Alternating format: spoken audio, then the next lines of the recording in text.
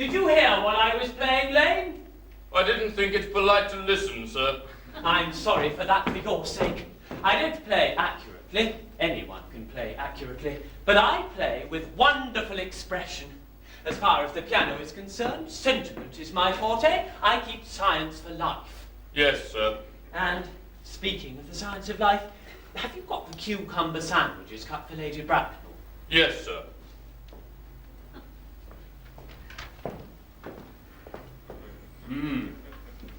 No. By the way, Lane, I see from your book that on Thursday night, when Lord Shorman and Mr. Worthing were dining with me, 8 bottles of champagne were entered as having been consumed. Yes, sir. 8 bottles and a pint. Why is it that at a bachelor's establishment the servants invariably drink the champagne? I ask merely for information. I attribute it to the superior quality of the wine, sir. I have often observed that in married households the champagne is rarely of a first-rate brand. Good heavens. Is marriage so demoralizing as that? I believe it is a very pleasant state, sir. I have had very little experience of it myself up to the present. I have only been married once. That was in consequence of a misunderstanding between myself and a young person. I don't know that I'm much interested in your family life, Lane. No, sir. It is not a very interesting subject. I never think of it myself. Very natural, I'm sure. Thank you, Lane. That will do. Thank you, sir.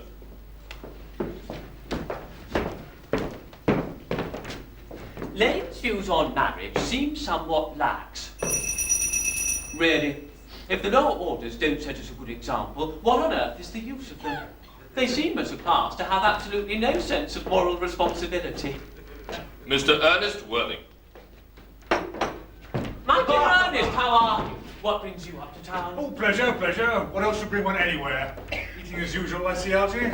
I believe it is customary in polite society to have some slight refreshment at 5 o'clock.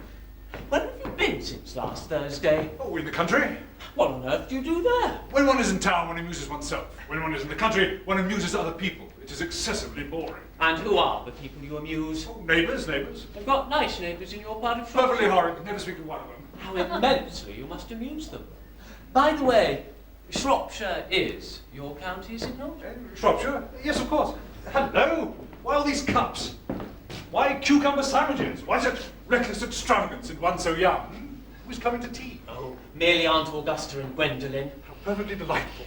Yes, that is all very well, but I'm afraid Aunt Augusta won't quite approve of your being here. May I ask why? My dear fellow, the way you flirt with Gwendolen is perfectly scandalous.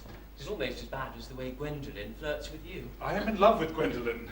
I have come up to town expressly to propose to her. I thought you said you'd come up for pleasure. I call that business. How utterly unromantic you are. I really don't see anything romantic about proposing. It's very romantic to be in love, but there's nothing romantic about a definite proposal. Why? One may be accepted. One usually is, I believe. Then the excitement is all over. The essence of romance is uncertainty. If ever I get married, I shall certainly try to forget the fact. I've no doubt about that, dear Algy. The divorce court was especially invented for people whose memories are so curiously constituted. No, there's no use speculating on that subject. Divorces are made in heaven. Please don't touch the cucumber sandwiches. They're ordered specially for Aunt Augusta. Well, you've been eating them all the time. That is quite a different matter. She is my aunt. Have some bread and butter. The bread and butter is for Gwendolen. Gwendolen is devoted to bread and butter. And very good bread and butter it is too. Well, you need not eat it if you were going to eat it all. You behave as if you were married to her already. You are not married to her already, and I don't believe you ever will be. Why on earth do you say that? My dear fellow, girls never marry the men they flirt with. Girls don't think it right. Oh, that is nonsense. It isn't. It's a great truth. It accounts for the extraordinary number of bachelors one sees all over the place. And in the second place, I don't give my consent. Your consent? My dear fellow, Gwendolen is my first cousin. And before I allow you to marry, you must first clear up the whole question of Cecily. Cecily? What on earth do you mean? What do you mean, Algy, by Cecily? I don't know anyone of the name of Cecily. Bring me that cigarette case Mr. Worthing left in the smoking room the last time he dined here. Yes, sir. Do you mean to say you've had my cigarette case all this time? I wish you'd let me know. I've been writing frantic letters to Scotland Yard about it. I was very nearly offering a large reward. I wish you would offer one. I happen to be more than usually hard up at the moment. There's no good in offering a large reward now that the thing is found. Well, that is rather mean of you, Ernest, I must say.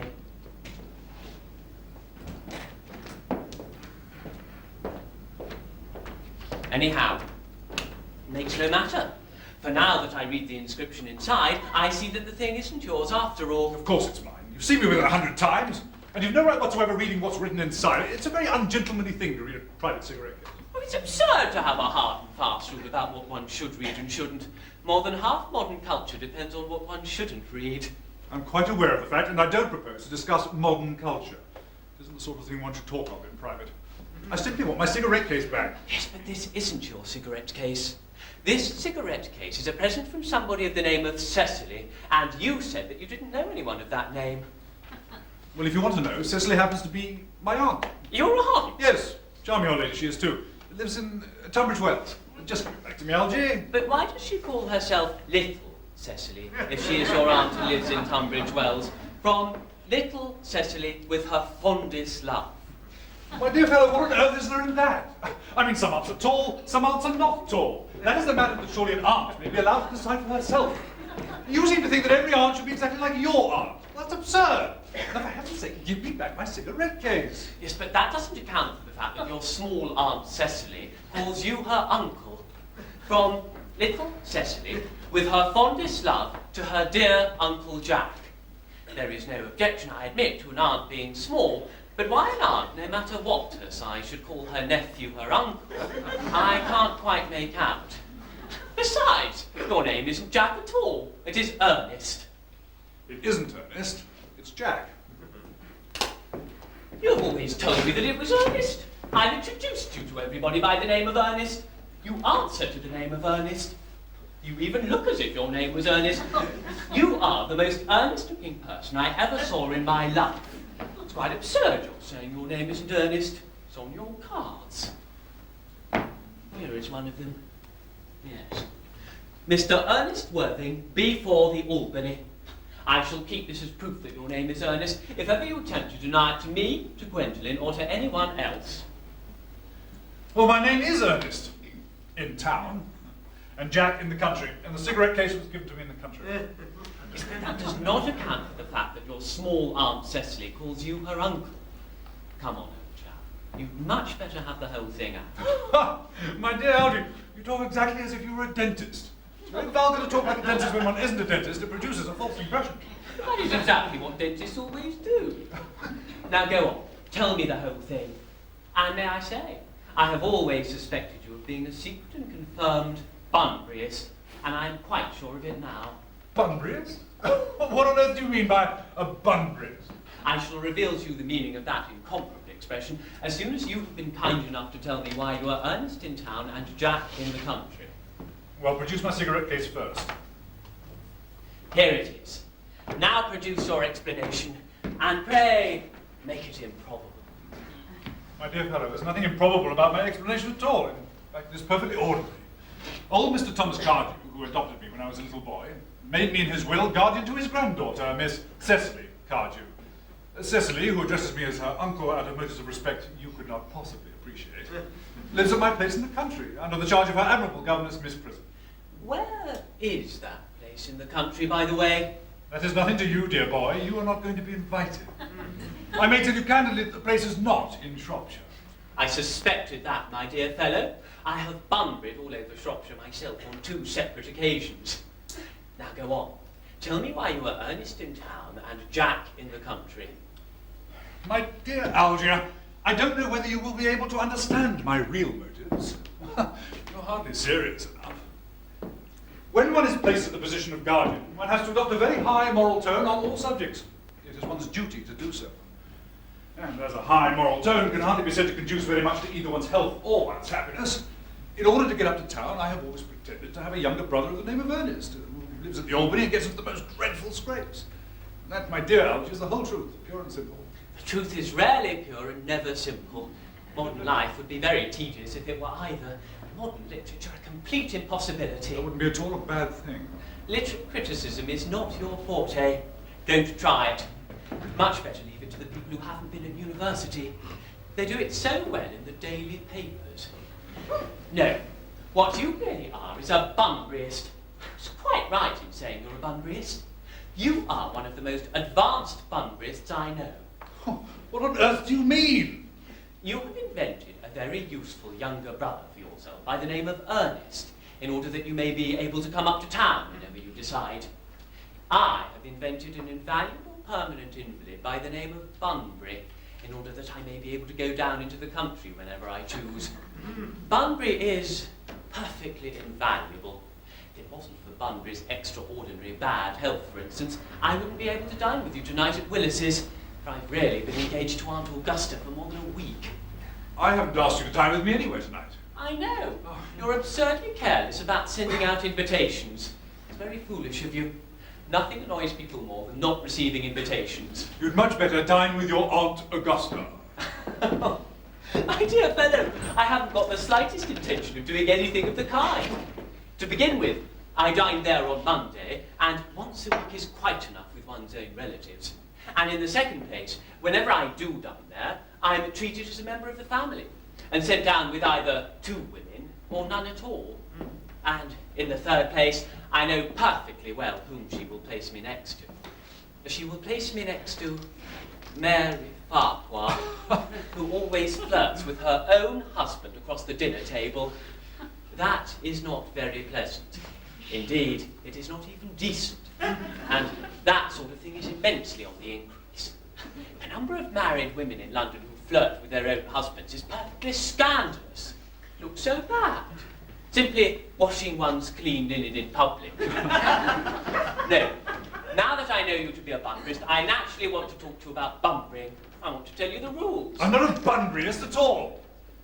If Gwendolen accepts me, I'm going to kill my brother. Indeed, I think I'll kill him in any case. Cecily's a little too much interested in him. It is rather a bore. So I'm going to get rid of Ernest, and I strongly advise you to do the same with your with your invalid friend who has the absurd name. Nothing will ever induce me to part with Bunbury, and if ever you get married, which seems greatly problematic, you will be very glad to know Bunbury. A man who marries without knowing Bunbury has a very tedious time of it. That is nonsense. If I marry a charming girl like Gwendolen, she is the only girl I ever saw in my life who I would marry, I certainly won't want to know Bunbury. Then your wife will. You don't seem to realise that in married life, 3 is company and 2 is none. That, my dear young friend, is the theory that the corrupt French drama have been propounding for the last 50 years. Yes, and that the happy English home has proved in half the time. For heaven's sake, don't try to be cynical. It's perfectly easy to be cynical. My dear fellow, it isn't easy to be anything nowadays. There's such a lot of beastly competition about. That'll be Aunt Augusta. Only relatives or creditors ever ring in that Wagnerian manner. Now, if I get her out of the way for 10 minutes, so that you can propose to Gwendolen, may I dine with you tonight at Willis's? Oh. Yes, I suppose so, if you want to. Good, but you must be serious about it. I hate people who aren't serious about meals. It's so shallow of them. Lady Bracknell and Miss Fairfax. Good afternoon, dear Algernon. I hope you are behaving very well. I'm feeling very well, Aunt Augusta. Well, that's not quite the same thing. In fact, the 2 things rarely go together. Good afternoon, Mr. Worthing. Dear me, you are smart. I am always smart. Am I not, Mr. Worthing? You are quite perfect, Miss Fairfax. Oh, I hope I'm not that. It would leave no room for developments, and I intend to develop in many directions. I'm sorry if we are a little late, Algernon, but I was obliged to call on dear Lady Harbury. I hadn't been there since her poor husband's death. I never saw a woman so altered. She looks quite 20 years younger. And now I'll have a cup of tea and one of those nice cucumber sandwiches you promised me. Certainly, Aunt Augusta. Won't you come and sit here, Gwendolen? Thanks, Mamma. I'm quite comfortable where I am. Good heavens, Lane! Why are there no cucumber sandwiches? I wanted them specially.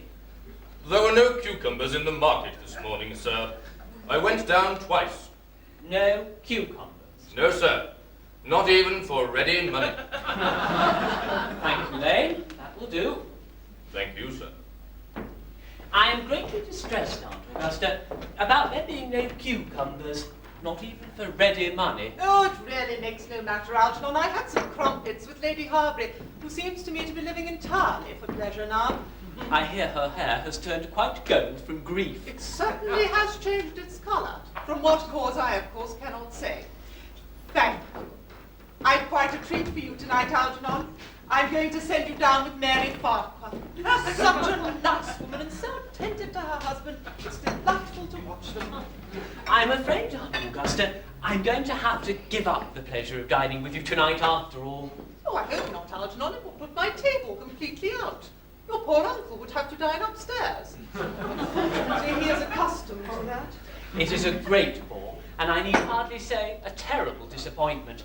But I've just received a telegram from my poor invalid friend Bunbury to say that he's very ill. They seem to think I should be with him. It is very strange. This Mr. Bunbury seems to suffer from curiously bad health. Yes, poor Bunbury's a terrible invalid. Well, I must say, Algernon, that I think it is high time that Mr. Bunbury made up his mind whether he was going to live or to die. The shilly-shallying when the question is absurd. Nor do I in any way approve of the modern sympathy with invalids. I consider it morbid. Illness of any kind is hardly a thing to be encouraged in others. Health is the primary duty of life. I'm always telling that to your poor uncle. Not that he seems to take much notice as far as any improvement in his ailment goes. I would be much obliged if you would ask Mr. Bunbury from me to be kind enough not to have a relapse on Saturday. For I rely on you to arrange my music for me. It is my last reception, and one wants something that will encourage conversation, particularly at the end of the season when everyone has practically said everything they had to say, which in most cases was probably not much. I'll speak to Bunbury, Aunt Augusta, if he's still conscious, and I think I can promise you he'll be quite all right by next Saturday. Of course, the music's a bit of a problem. You see, if you play good music, people don't listen. And if you play bad music, then people don't talk. But I'll run over the programme that I've drawn up, if you'll be kind enough to come into the next room with me. Thank you, Algernon. It is very thoughtful of you. I'm sure the programme will be delightful after a few expurgations. French songs I cannot possibly allow. People either think they are improper and look shocked, which is vulgar, or laugh, which is worse. But German sounds a thoroughly respectable language, and indeed I believe is so. Gwendolen, you will accompany me. Oh, certainly, Mamma.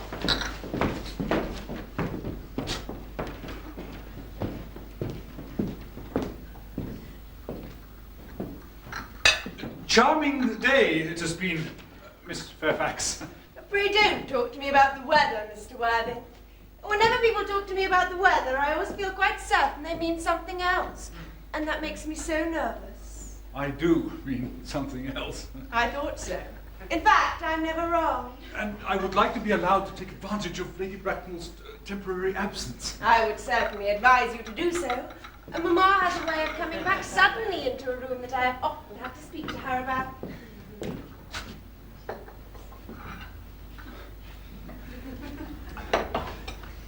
Miss Fairfax, ever since I met you, I've admired you more than any girl I have ever met since I met you. Yes, Mr. Worthing, I'm well aware of the fact, and I often wish that in public at any rate you'd been more demonstrative. For me, you have always had an irresistible fascination. Even before I met you, I was far from indifferent to you. Oh, we live, as I hope you know, Mr. Worthing, in an age of ideals. The fact is constantly mentioned in the more expensive monthly magazines and has reached the provincial pulpits, I am told. And my ideal has always been to love someone of the name of Earnest. There is something in that name which inspires absolute confidence. The moment Algernon first told me he had a friend named Earnest, I knew I was destined to love you. You really love me, Gwendolen? Passionately. Oh, darling, you don't know how happy you've made me. My own Earnest.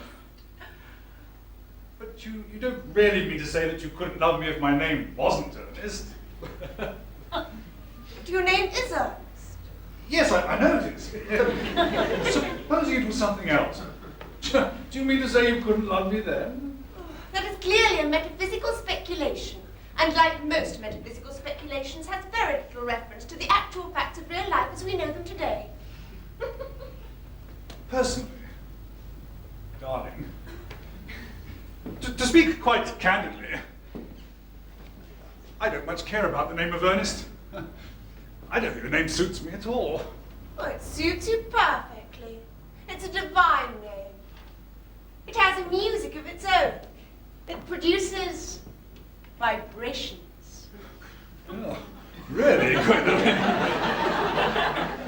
I must say, I think there are lots of other much nicer names.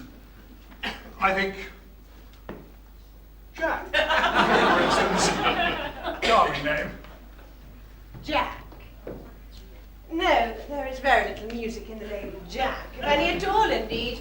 It does not thrill. It produces absolutely no vibrations. I have known several Jacks, and they all, without exception, were more than usually plain.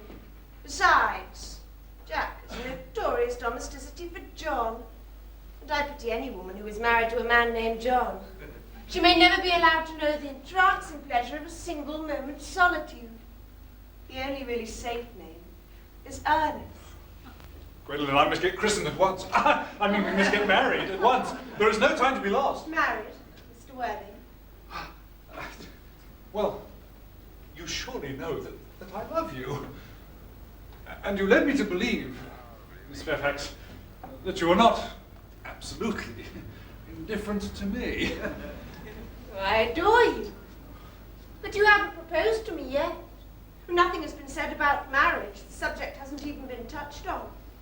Well, may I propose to you now? I think it would be an admirable opportunity. And to save you any possible disappointment, I think it only fair to tell you quite frankly beforehand that I'm fully determined to accept you. Oh, Gwendolyn.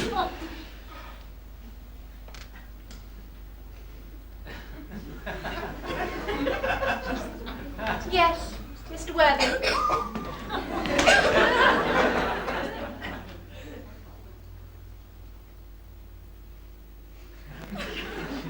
Well, what have you got to say to me?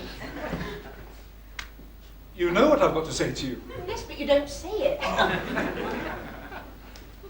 Gwendolyn, will you marry me?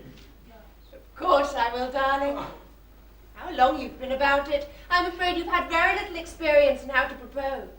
My own one, I've never loved anyone in the world but you. Yes, but men often propose for practice. Well, I know my brother Gerald does, or my girlfriends tell me so.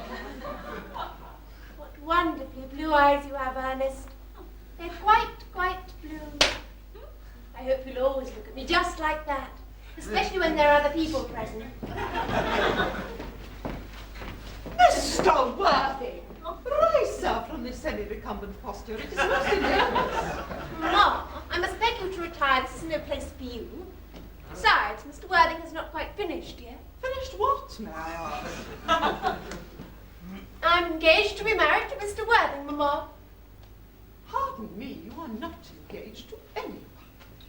When you do become engaged to someone, I or your father, should his health permit him, will inform you of the fact. An engagement should come on a young girl as a surprise, pleasant or unpleasant as the case may be. It's scarcely a matter she should be allowed to arrange for herself. And now I have a few questions to put to you, Mr. Worthing. While I am making these inquiries, you, Gwendolyn, will wait for me below in the carriage. Ma? In the carriage, Gwendolyn.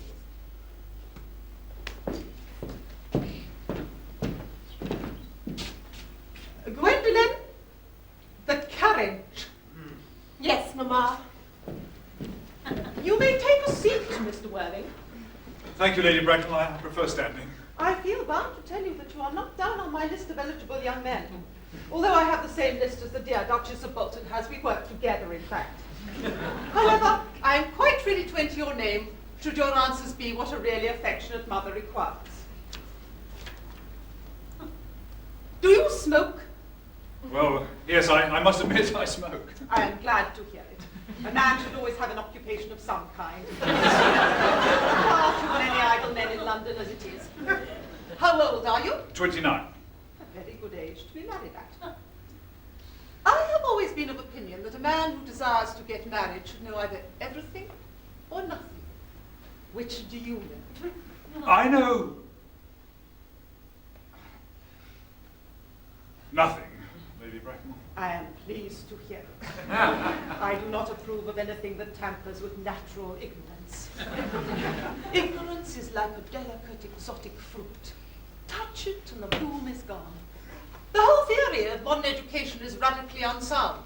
Fortunately, in England, at any rate, education produces no effect whatsoever. If it did, it would prove a serious danger to the upper classes and probably lead to acts of violence in Grosvenor Square.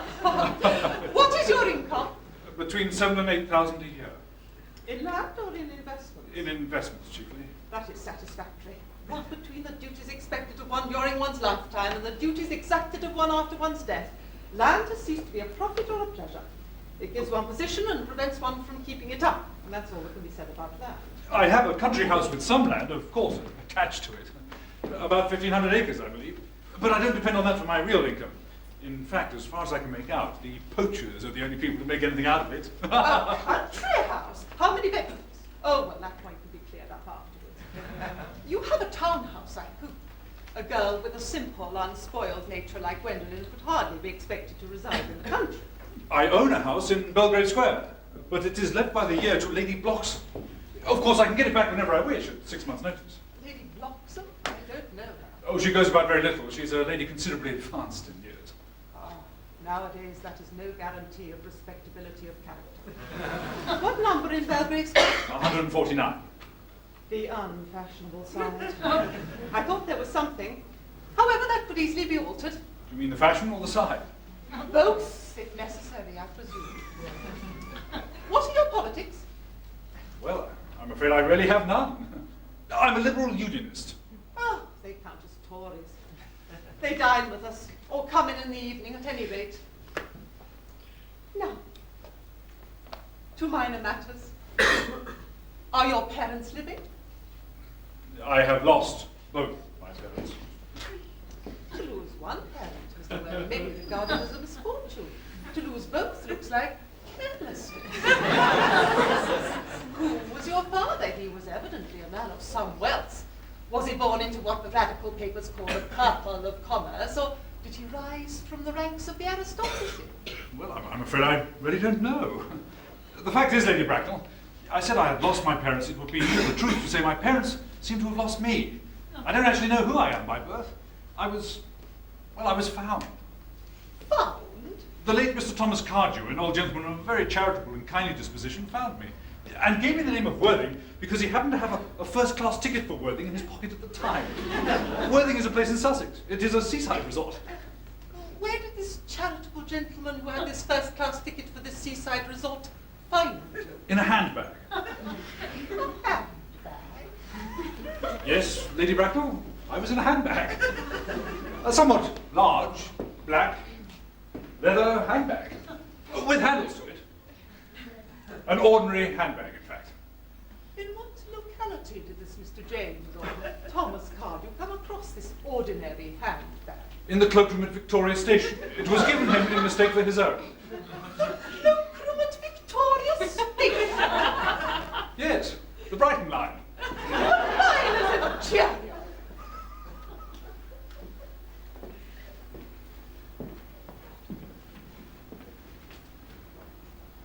Mr. Webbing, I confess I feel somewhat bewildered by what you've just told me. To be born, or at any rate bred, in a handbag, whether it had handles or not, seems to me to display a contempt for the ordinary decencies of family life that reminds one of the worst excesses of the French Revolution. And I presume you know what that unfortunate movement led to.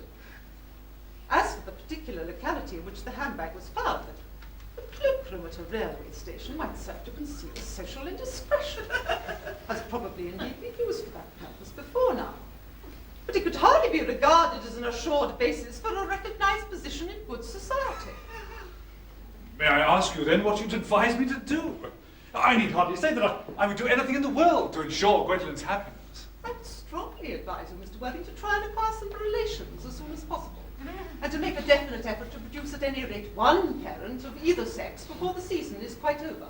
Well, I don't really see how I can possibly manage to do that. I can produce the handbag at any moment. It's in my dressing room at home. I really think that should satisfy you, Lady Bracknell. Niece? What has it to do with me? Well, you can hardly imagine that I and Lord Bracknell would dream of allowing our only daughter, a girl brought up with the utmost care, to marry into a cloakroom and form an alliance with a parcel. Good morning, Mr. Worthing. Good morning.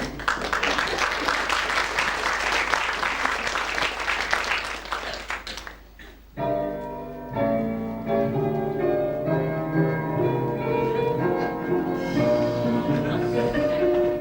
goodness sakes, don't be that ghastly tune, Algie, how idiotic you are!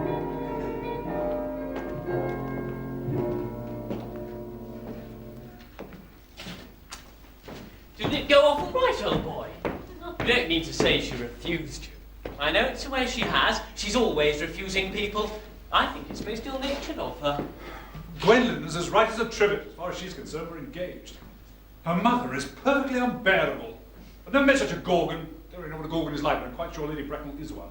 In any case, she's a monster without being a myth. Which is rather unfair. I beg your pardon, Algie. I suppose I shouldn't talk about your own aunt in that way before you. My dear fellow, I love hearing my relations abused.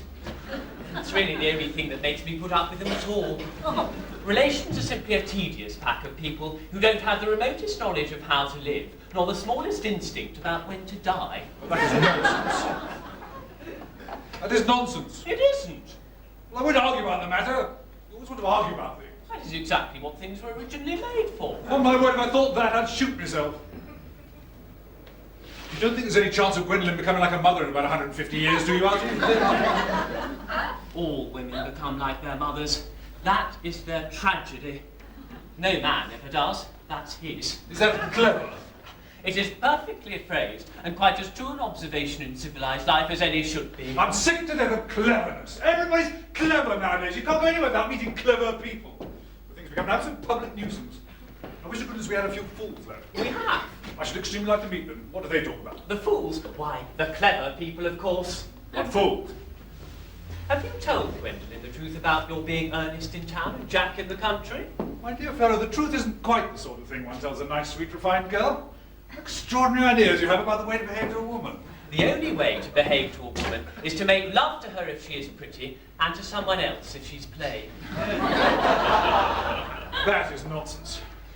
How about your brother? How about the profligate Earnest? Oh, before the end of the week I shall have got rid of him. I shall say he died in Paris of apoplexy. Lots of people die of apoplexy quite suddenly, don't they? Yes, but it's hereditary, my dear fellow. It's a sort of thing that runs in families. We'd much better say a severe chill. You're quite sure a severe chill isn't hereditary or anything of that kind? Of course it isn't. Very well then.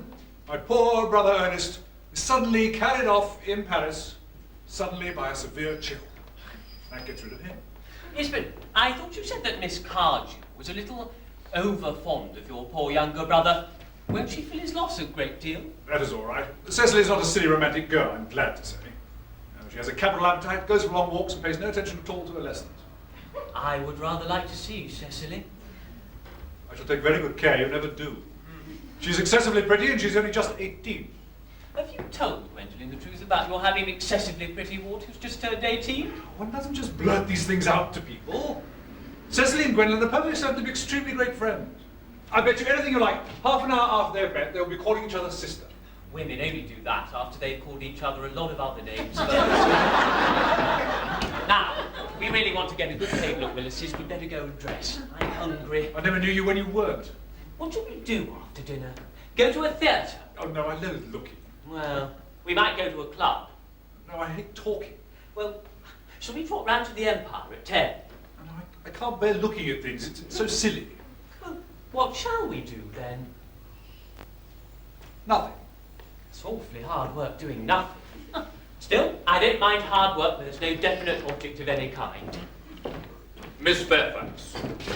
Gwendolen, upon my word. Algie, kindly turn your back. I have something very particular to say to Mr. Worthing. Gwendolen, I'm really not sure I can allow this. Algie, you always adopt a strictly immoral attitude towards life. You're not quite old enough to do that. My own darling. Earnest.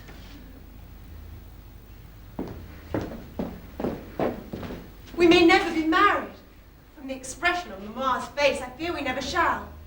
Few parents nowadays pay any regard to what their children have to say to them.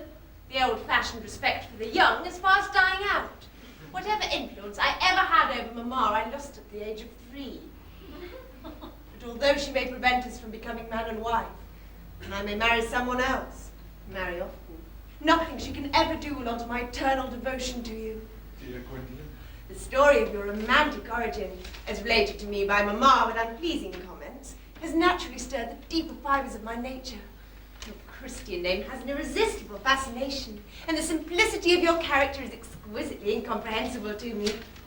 Your town address at the Albany I have. What is your address in the country? The Manor House. Walton, Hertfordshire. There is a good postal service, I suppose. It may be necessary to do something desperate. That, of course, will require serious consideration. I will communicate with you daily. My own one. How long do you remain in town? Till Monday. Good. Algy, you may turn around now. Thank you. I've turned round already. You may also ring the bell. You will let me see you to your carriage, my own darling. Certainly.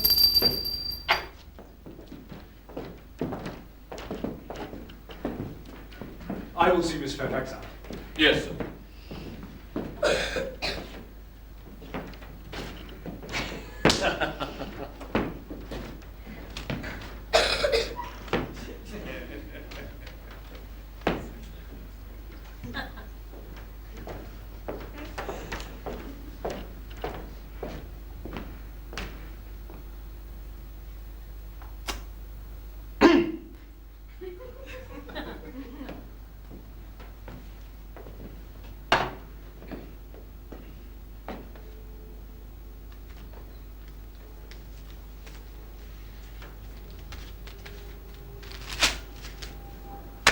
A glass of sherry, Lane. Yes, sir.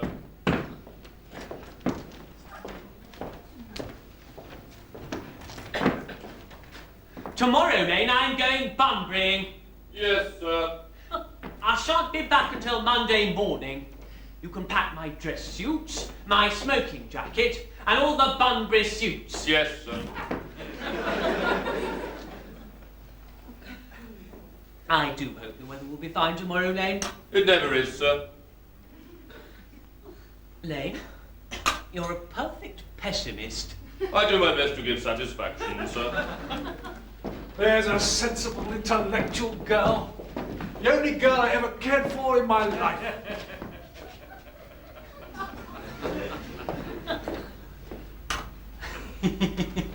What on earth are you so amused at? Oh, I'm just a little anxious about my poor friend Bunbury. Don't take care. Your friend Bunbury will get you into a very serious scrape someday.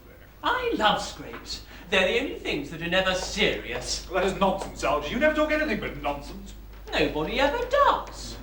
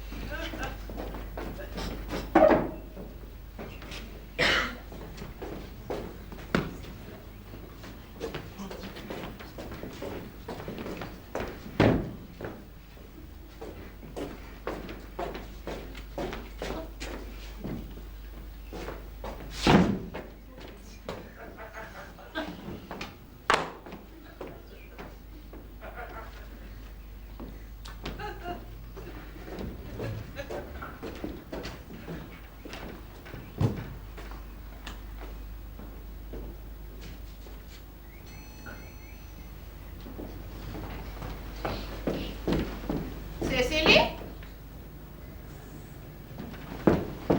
Cecily, surely such a utilitarian occupation as the watering of flowers is rather Moulton's duty than yours, especially at a moment when intellectual pleasures await you. Your German grammar is on the table. Pray open it at page 15. We will repeat yesterday's lesson. I don't like German. It isn't at all a becoming language. I know perfectly well I look quite plain after my German lesson. Child, you know how anxious your guardian is that you should improve yourself in every way. He laid particular stress on your German as he was leaving for town yesterday. Indeed, he always lays stress on your German when he is leaving for town. Dear Uncle Jack is so very serious. Sometimes he is so serious I think he cannot be quite well. Your guardian enjoys the best of health, and his gravity of demeanour is especially to be commended in someone so comparatively young as he is. I know of no one who has a higher sense of duty and responsibility. I suppose that is why he often looks a little bored when we three are together. Cecily, I am surprised at you. Mr. Worthing has many troubles in his life. Idle merriment and triviality would be quite out of place in his conversation. You must remember his constant anxiety about that unfortunate young man, his brother. I wish Uncle Jack would allow that unfortunate young man, his brother, to come down here sometimes. We might have a good influence over him, Miss Prism. I'm sure you certainly would. You know all about German and geology, and things of that sort influence a man very much. I do not think that even I could produce any effect on a character that, according to his own brother's admission, is irretrievably weak and vacillating. Indeed, I'm not sure that I would desire to reclaim him. I am not in favour of this modern mania for turning bad people into good people at a moment's notice. As a man sows, so shall he reap. Let's put away your diary, Cecily. I really don't see why you should keep a diary at all. I keep a diary in order to enter all the wonderful secrets of my life. If I didn't write them down, I should probably forget all about them. Memory, my dear Cecily, is the diary we all carry about with us. Yes, but it usually chronicles the things that have never happened and couldn't possibly have happened. I believe that memory is responsible for nearly all the 3-volume novels that Moody sends us. Do not speak slightingly of the 3-volume novels, Cecily. I wrote one myself. Did you really, Miss Prism? How wonderfully clever you are. I hope it did not end happily. I don't like novels that end happily. They depress me so much. The good ended happily and the bad unhappily. That is what fiction means. I suppose so. It seems very unfair. But was your novel ever published? Alas, no.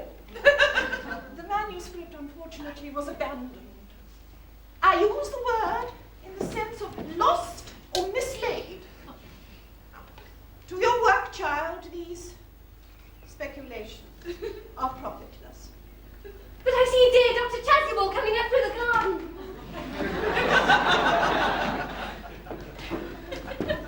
Dear Dr. Chasuble, this is indeed a surprise. How are we this morning, Miss Prism? Are I just well? Miss Prism has just been complaining of a slight headache. I think it would do her so much good to go for a short stroll with you in the park, Dr. Chasuble. Cecily, I have not mentioned anything about a headache. Oh, dear Miss Prism, I know that. But I felt instinctively that you had a headache. Indeed, I was thinking about that and not about my German lesson when the rector came in. I hope, Cecily, you are not inattentive. Oh, I'm afraid I am. That is strange. Were I fortunate enough to be Miss Prism's pupil, I would hang upon her lips. I spoke metaphorically. My metaphor was drawn from bees.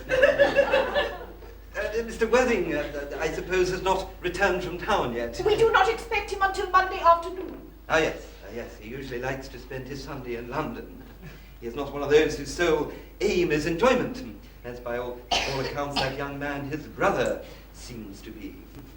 But I will not disturb Egeria and her pupil any longer. Egeria?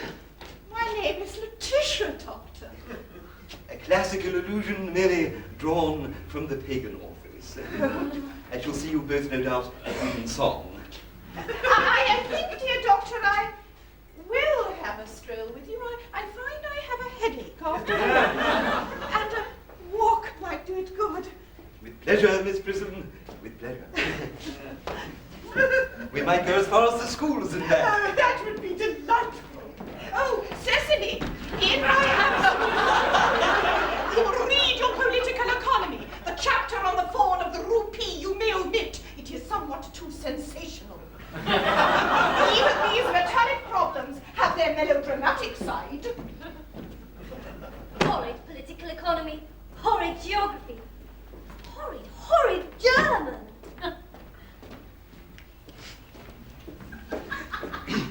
Mr. Ernest Worthing has just driven over from the station. He has brought his luggage with him. Mr. Ernest Worthing, B4 the Albany W. Uncle Jack's brother. Did you tell him Mr. Worthing was in town? Yes, miss. He seemed very much disappointed. I mentioned that you and Miss Prism were in the garden. He seemed anxious to speak to you privately for a moment. Ask Mr. Ernest Worthing to come here. I suppose you'd better talk to the housekeeper about a room for him. Yes, miss. I've never met any really wicked person before. I feel rather frightened. So afraid he will look just like everyone else. He does. Well, my little cousin Cecily, I'm sure. You are under some strange mistake. I am not little. In fact, I believe I am more than usually tall for my age. But I am your cousin Cecily. You, I see from your card, are Uncle Jack's brother. My cousin Ernest. My wicked cousin Ernest. Oh, I'm really not wicked at all, cousin Cecily. You mustn't think that I'm wicked. If you are not, then you have certainly been deceiving us all in a most inexcusable manner. I hope you have not been leading a double life, pretending to be wicked and being really good all the time. That would be hypocrisy. Oh. Of course, I have been rather reckless. I'm glad to hear it. In fact, now that you mention the subject, I have been very bad in my own small way. I don't think you should be so proud of that. Although I'm sure it must have been very pleasant. It is much pleasanter being here with you. I can't understand how you are here at all. Uncle Jack won't be back until Monday afternoon. That is a great disappointment to me. I'm obliged to go up by the first train on Monday. I have a business appointment that I'm anxious to miss. Couldn't you miss it anywhere but in London? No, the appointment is in London. Well, I understand, of course, how important it is not to keep a business engagement if one wants to retain any sense of the beauty of life. Still, I think you had better wait till Uncle Jack arrives. I know he wants to talk to you about your emigrating. About my what? You're emigrating. He's gone up to buy your outfit. I certainly wouldn't let Jack buy my outfit. He has no taste in neckties at all. Oh, I don't think you will require neckties. Uncle Jack is sending you to Australia. Australia? I'd sooner die. He said at dinner on Wednesday night that you would have to choose between this world, the next world, and Australia. Well, the accounts that I've been hearing of Australia and the next world are not particularly encouraging. This world is good enough for me, cousin Cecily. Yes. But are you good enough for it?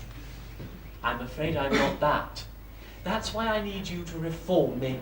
You might make that your mission, if you don't mind. I'm afraid I've no time this afternoon. Well, would you mind my reforming myself this afternoon? It is rather quixotic of you, but I think you should try. I will. I feel better already. You're looking a little worse. That's because I'm hungry. How thoughtless of me.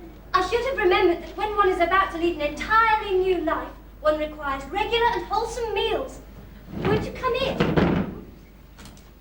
Thank you. Might I have a buttonhole first? I never have an appetite unless I have a buttonhole first. A Marechal No, I'd like a pink rose. Why? Because you are like a pink rose, Cousin Cecily. I don't think it can be quite right for you to talk to me like that. Miss Prism never says such things to me. Then Miss Prism is a short-sighted old lady. You are the prettiest girl I ever saw. Miss Prism says all good looks are a snare. They're a snare that every sensible man would like to be caught in. Oh, I don't think I should care to catch a sensible man. I shouldn't know what to talk to him about. You are too much alone, dear doctor. You should get married. A Western frock I can understand. A woman frock never. Believe me, I do not deserve so neologistic a phrase. The practice and the precept of the primitive church was distinctly against matrimony. That is obviously the reason why the primitive church has not lasted up to the present day. And you do not seem to realize, dear doctor, that by persistently remaining single, a man converts himself into a permanent public temptation. Men should be more careful. This very celibacy leads weaker vessels astray. But is a man not equally attractive when married? No married man is ever attractive, except to his wife. And often I've been told, not even to her. That depends on the intellectual sympathies of the woman. Maturity can always be relied upon. Ripeness can be trusted. Young women are green. I spoke horticulturally. My metaphor was drawn from fruits. But where is Cecily? Perhaps she followed us to the schools. Mr. Worthing! Mr. Worthing? Oh, this is indeed a surprise. We did not look for you until Monday afternoon. I have returned sooner than I expected. Dr. Chasuble, I hope you are well. Mr. Worthing, I trust this garb of woe does not betoken some terrible calamity. My brother. More shameful deaths and extravagance. Still leading his life of pleasure. Dead. Your brother Ernest dead? Quite dead. What a lesson for him! Let us hope that he may profit by it. My dear Mr. Worthing, I offer you my sincere condolences. You have at least the consolation of knowing that you are always the most generous and forgiving of brothers. Poor Ernest. He had many faults, but it is a sad blow. Very sad indeed. Were you with him at the end? No, he died abroad, in Paris, in fact. I had a telegram last night from the manager of the Grand Hotel. Was the cause of death mentioned? A severe chill. As a man sows, so shall he reap. Charity, dear Miss Prism, charity. None of us is perfect. I myself am peculiarly susceptible to drafts.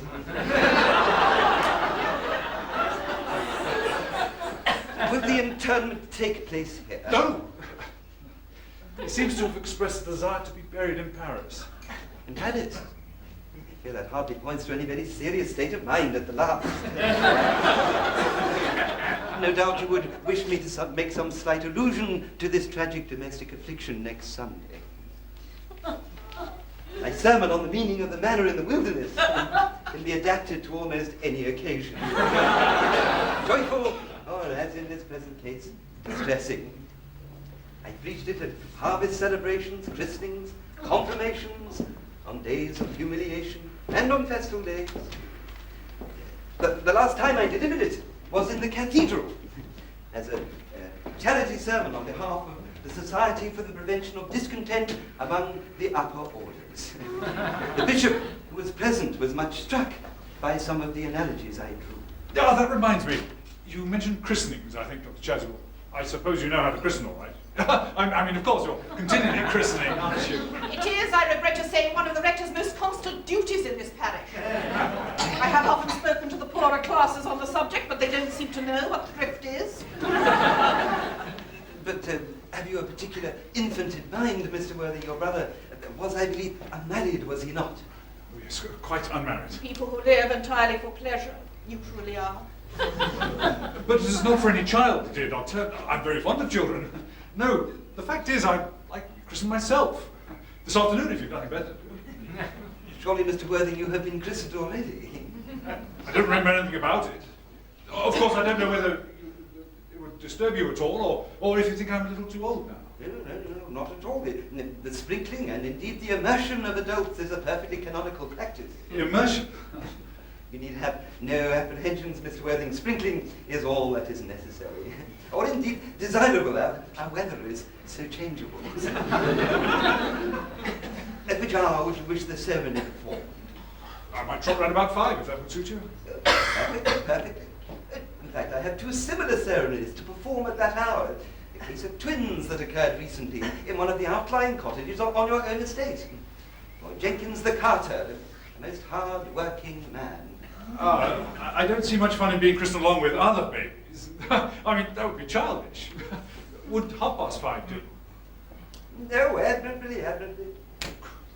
And now, dear Mr. Worthing, I will not intrude in a house of sorrow any longer. I merely beg you not to be too much bowed down by grief. What seem to us bitter trials are often blessings in disguise. This seems to me to be a blessing of an extremely obvious kind. Uncle Jack! Oh, I am pleased to see you back. What horrid clothes you've got on. Do go and change them. My child. Uncle Jack, what's the matter? Do look happy. You look as if you had a toothache. And I have got such a surprise for you. Who do you think is in the dining room? Your brother. Who? Your brother, Earnest. He arrived about half an hour ago. What nonsense! I haven't got a brother. Don't say that. No matter how badly he may have behaved to you in the past, he is still your brother. You couldn't be so heartless as to disown him. I'll go and tell him to come out. And you will shake hands with him, won't you, Uncle Jack?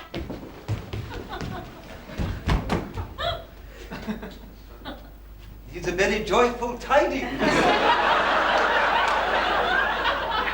After we had all been resigned to his loss, his sudden return seems peculiarly distressing. My brother is in the dining room.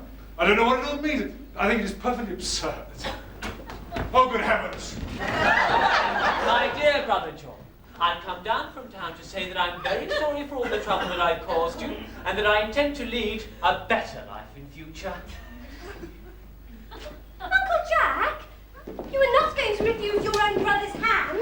Nothing will induce me to take his hand. I think he's coming down here disgraceful. He knows perfectly well why. Uncle Jack, do be nice. There is some good in everyone. Ernest has just been telling me about his poor invalid friend, Mr. Bunbury. Surely there must be much good in one who is kind to an invalid and leaves the pleasures of London to sit by a bed of pain. Oh, he's been talking about Bunbury, has he? Yes, he told me all about poor Mr. Bunbury and his terrible state of health. Bunbury? Well, I won't have him talk about Bunbury or about anything else. Not the trouble. I'm perfectly frantic. Of course, I admit the faults were entirely my own, but I must say that I find Brother John's coldness peculiarly painful, particularly as it's the first time I've come down here. Uncle Jack, if you don't shake hands with Ernest, I will never forgive you. Never forgive me. Never, never, never. Well, this is the last time I shall ever do it. It is pleasant, is it not, to see so perfect a reconciliation? I think we might lead the 2 brothers together. You will come with us, Cecily. Certainly, Miss Prism. My little task of reconciliation is over. You've done a beautiful action today, dear child. We must not be premature in our judgments. You're very happy. You young scoundrel, Algy, you must get out of this place as soon as possible. I don't allow any bunburying here. I've put Mr. Earnest's things in the room next to yours, sir. I suppose that is all right. What? Mr. Earnest's luggage, sir. I have unpacked it and put it in the room next to your own. His luggage? Yes, sir. 3 portmanteaus, a dressing case, 2 hat boxes, and a large luncheon basket. I'm afraid I can't stay more than a week this time. Anyone? Order the dog cart at once. Mr. Earnest has been suddenly called back to town. Yes, sir. What a fearful liar you are, Jack. I haven't been called back to town at all. Yes, you have. I haven't heard anyone call me. Your duty as a gentleman calls you back. My duty as a gentleman has never interfered with my pleasures in the smallest degree. Quite understand that. Well, Cecily is a darling. You are not to talk of Miss Cardew like that. I don't like it. I don't like your clothes. You look perfectly ridiculous in them. Why don't you go up and change? It's perfectly childish to be dressed in deep mourning for someone who's actually staying as a guest in your house. I call it grotesque. You're certainly not staying with me for a whole week as a guest or anything else. You've got to leave by the 4:05 train. You certainly shan't leave while you're dressed in mourning. It would be very unfriendly of me. If I were dressed in mourning, you would wait with me, I suppose. I would think it very unfriendly if you didn't. Well, will you go if I change my clothes? Certainly, if you don't take too long to change. I never saw anybody take so long to dress and to such little effect. Well, at any rate, that is better than being always overdressed, as you are. If I am occasionally a little overdressed, I make up for it by being always immensely overeducated. Your vanity is ridiculous, your conduct an outrage, and your presence in my garden utterly absurd. However, you have to catch the 4:05, and I hope you will have a pleasant journey back to town.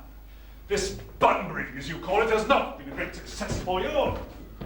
I think it has been a great success. I'm in love with Cecily, and that is everything. But I must make arrangements with her for another Bunbury before I go. Ah, there she is.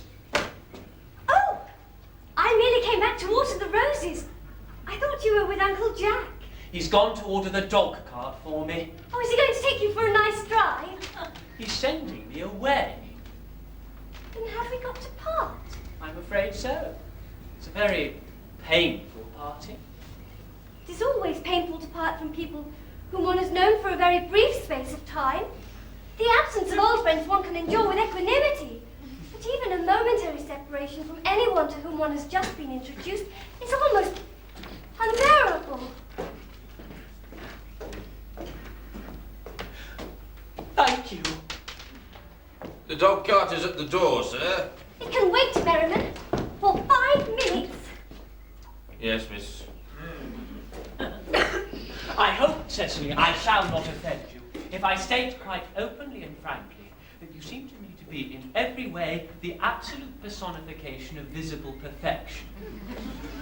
I think your frankness does you great credit, Ernest. If you will allow me, I will copy your remarks into my diary. Do you really keep a diary? I'd give anything to have a look at it. May I? Oh, no. You see, it is simply a very young girl's records of her own thoughts and impressions, and consequently meant for publication. When it appears in volume form, I hope you will order a copy. Pray, Ernest, don't stop. I delight in taking down from dictation. I have reached absolute perfection. You can go on, I'm quite ready for more. Don't cough, Ernest. When one is dictating, one should speak fluently and not cough. Besides, I don't know how to spell a cough. My dearest Cecily, ever since I first dared to gaze upon your wonderful and incomparable beauty, I have dared to love you wildly, passionately, devotedly, hopelessly. I don't think you should tell me that you love me wildly, passionately, devotedly, hopelessly. Hopelessly doesn't make much sense, does it? Cecily. The dog cart is waiting, sir. Oh, come round next week at the same hour? Yes, sir. Uncle Jack would be very much annoyed if he knew you were staying till next week at the same hour. I don't care about Uncle Jack. I don't care about anybody apart from you. I love you, Cecily. You will marry me, won't you? Of course, you silly boy. Why, we have been engaged for the last 3 months. For the last 3 months? It will be exactly 3 months on Thursday. But how did we get engaged? Well, ever since dear Uncle Jack first told us that he had a brother who was very wicked and bad, you, of course, have formed the chief topic of conversation between Miss Prism and myself. And, of course, any man who is much talked about is always very attractive. One feels there must be something in him after all. I dare say it was foolish of me, but I fell in love with you, Ernest. Darling. And was the engagement actually settled? On the 22nd of April last, worn out by your entire ignorance of my existence, I determined to end the matter one way or the other. After a long struggle with myself, I accepted you under this dear old tree here. The next day, I bought this ring in your name. And this is the little bangle with the true lover's knot I promised you always to wear. Did I give you this? Very pretty, isn't it? Yes, you've wonderfully good taste, Ernest. It's the excuse I've always given for your leading such a bad life. And this is the box in which I keep all your dear letters. My letters? But, my dear sweet Cecily, I never wrote you any letters. You need hardly remind me of that, Ernest. I remember only too well that I was forced to write your letters for you. I wrote always 3 times a week and sometimes oftener. Oh, do let me read them, Cecily. I couldn't possibly. They would make you far too conceited. The 3 you wrote me after I broke off our engagement are so beautiful and so badly spelled that even now I can hardly read them without crying a little. But was our engagement ever broken off? Of course it was. On May the 14th last. You can see the entry if you like. Today, I broke off my engagement with Ernest. I feel it is better to do so. The weather still continues charming. But why was it broken off? What had I done? I'd done absolutely nothing at all. Darling, I'm very hurt indeed to hear you broke it off, particularly when the weather was so charming. It would hardly have been a really serious engagement if it hadn't been broken off at least once. Besides, I forgave you before the week was out. What a perfect angel you are. Dear romantic boy. I hope your hair curls naturally. Does it? Yes, with a little help from others. I'm so glad. Darling, you won't ever break off our engagement again, will you? I don't think I could. Not now that I've actually met you. Besides, of course, there's always the question of your name.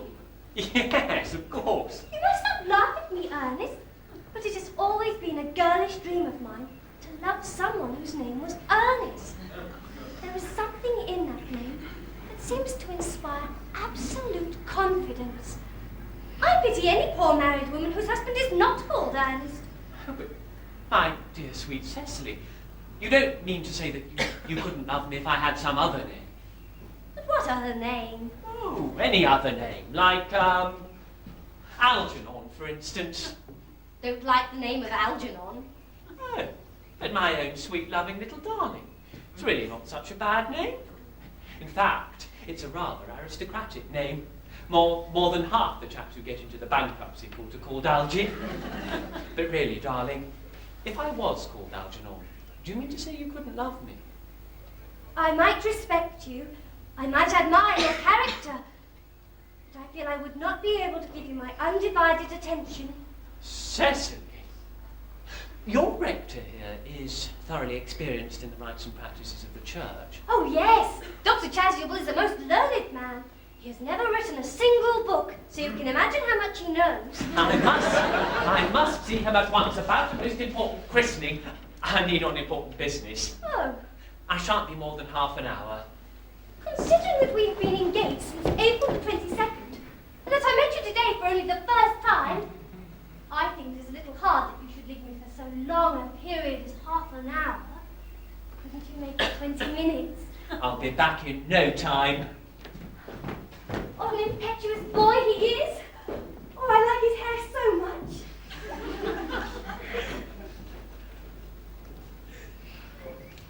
I must enter his proposal in my diary.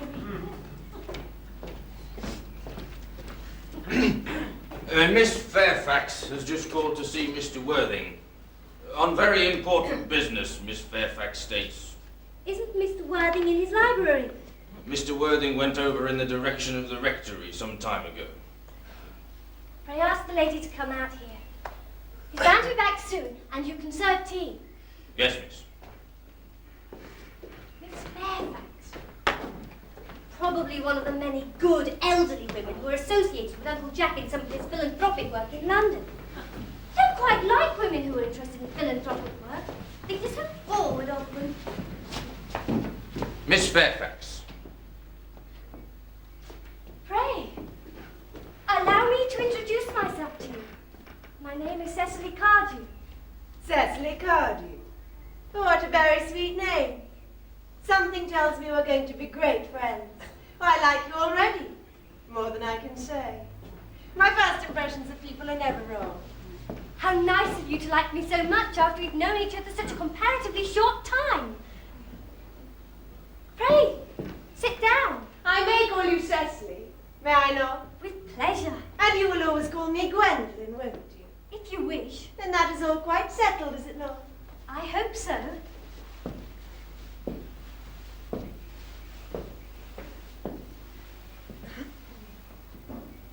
Perhaps this might be a favourable opportunity for my mentioning who I am. My father is Lord Bracknell. You've never heard of Papa, I suppose. I don't think so. Outside the family circle, Papa, I'm glad to say, is entirely unknown. I think that's quite as it should be. The home seems to me to be the proper sphere for the man. And certainly, once a man begins to neglect his domestic duties, he becomes painfully effeminate. And I don't like that. Makes men so very attractive. Cecily. Mamma, whose views on education are remarkably strict, has brought me up to be extremely short-sighted. It's part of her system. So would you mind my looking at you through my glasses? Not at all, Gwendolyn. I'm very fond of being looked at.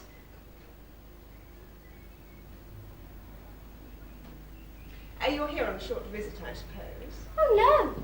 I live here. Really?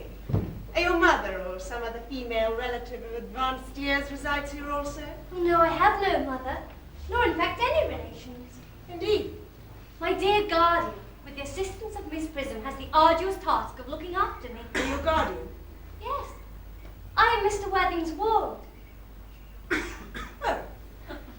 How very strange. He never mentioned to me he had a ward. How very secretive of him. He grows more interesting hourly. I'm not sure, however, that the news inspires me with feelings of unmixed delight. Oh, I'm very fond of you, Cecily. I've liked you ever since I met you. But I'm bound to state, now I know you're Mr. Worthing's ward, I can't help expressing a wish that you are, well, just a little older than you seem to be, and not quite so very alluring in appearance. In fact, if I may speak quite candidly. Pray do. I feel that whenever one has anything unpleasant to say, one should always be quite candid. Well, to speak with perfect candour, Cecily, I wish you were fully 42 and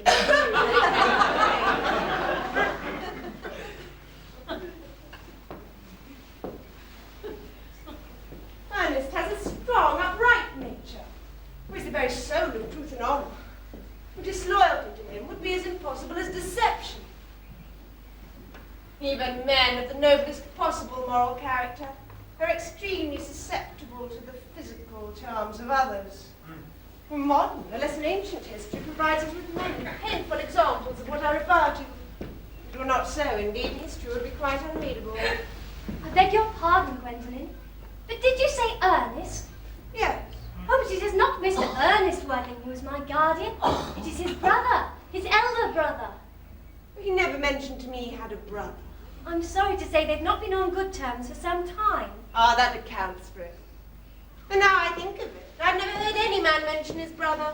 The subject seems distasteful to most men. Cecily, you've lifted a load from my mind. I was growing almost anxious. And it would be terrible if a cloud was to come across a friendship like ours, would it not? Of course, you are quite sure it is not Mr. Earnest Worthing who is your guardian? Quite sure. In fact, I am going to be his. I beg your pardon. Dearest Gwendolyn, there is no reason why I should make a secret of it to you. Our little county newspaper is sure to chronicle the fact next week. Mr. Ernest Worthing and I are engaged to be married. Oh, my darling Cecily, I feel there must be some slight error. Mr. Worthing is engaged to me. The announcement will appear in the Morning Post on Saturday at the latest. I think you must be under some misconception. Ernest proposed to me exactly 10 minutes ago.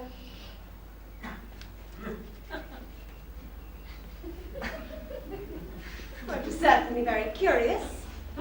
For he asked me to be his wife yesterday afternoon at 5:30.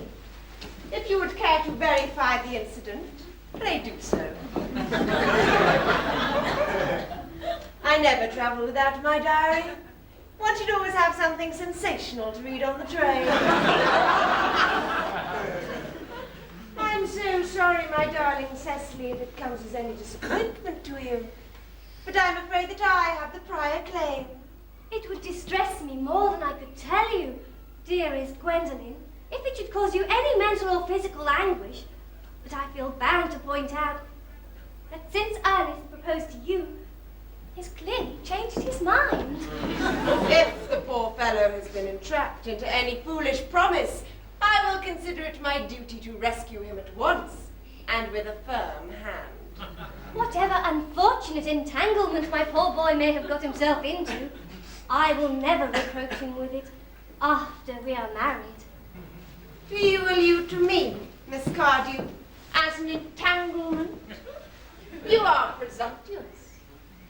On an occasion of this kind, it becomes more than a moral duty to speak one's mind. It becomes a pleasure. Do you suggest, Miss Fairfax, that I entrapped Ernest into an engagement? How dare you? This is no time for wearing the shallow mask of manners. When I see a spade, I call it a spade. I am glad to say I have never seen a spade. It is obvious our social spheres have been widely different.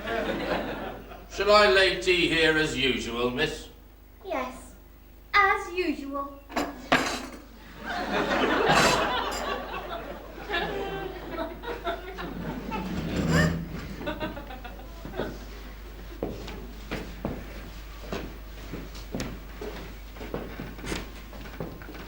Are there many interesting walks in the vicinity, Miss Cardew? Oh yes, a great many. From the top of one of the hills nearby, one can see 5 counties. 5 counties? I don't think I should like that. I hate crowds. I suppose that is why you live in town.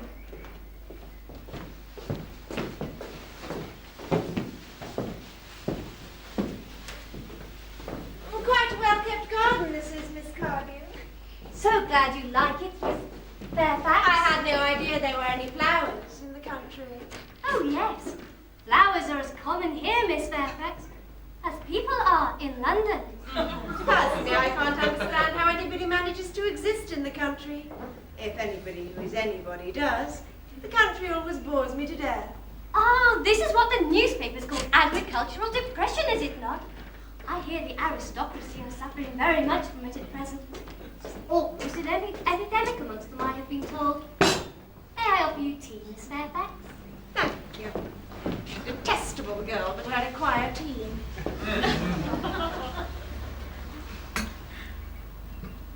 Sugar? No, thank you. Sugar isn't fashionable anymore.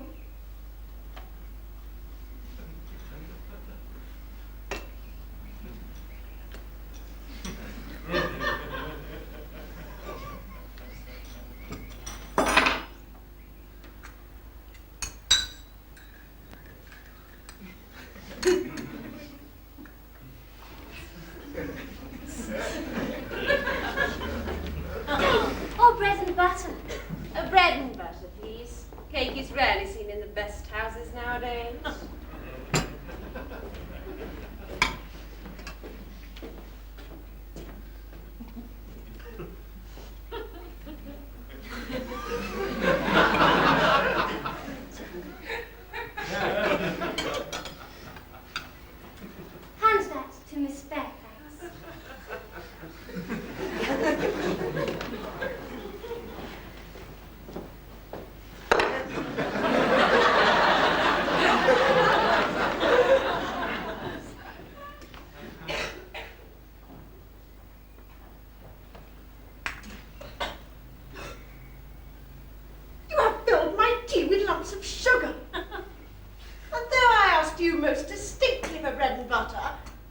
given me cake.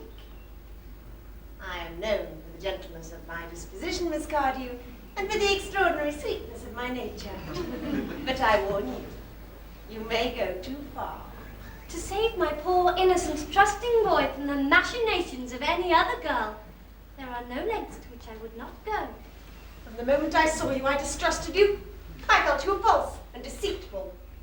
I am never deceived in such matters. My first impressions are invariably right. It seems to me, Miss Fairfax, that I am trespassing on your valuable time. No doubt you have many other calls of a similar character to make in the neighbourhood. Ernest, my own Ernest. Gwendolen, darling. A moment. May I ask if you are engaged to be married to this young lady? To dear little Cecily? Well, of course not. What could have put such an idea into your pretty little head? Thank you. You may. Dear Miss Fairfax, I knew there must be some error. The gentleman whose arm is at present around your waist is my guardian, Mr. John Worthing. I beg your pardon. This is Uncle Jack. Jack? This is Ernest. My own love. A moment, please, Ernest. May I ask you, are you engaged to be married to this young lady? What young lady?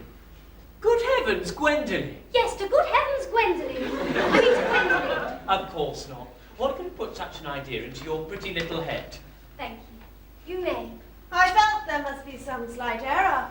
The gentleman who is now embracing you is my cousin, Mr. Algernon Moncrief. Algernon Moncrief? Ah! Is your name Algernon? I cannot deny it. Oh! Is your name really John?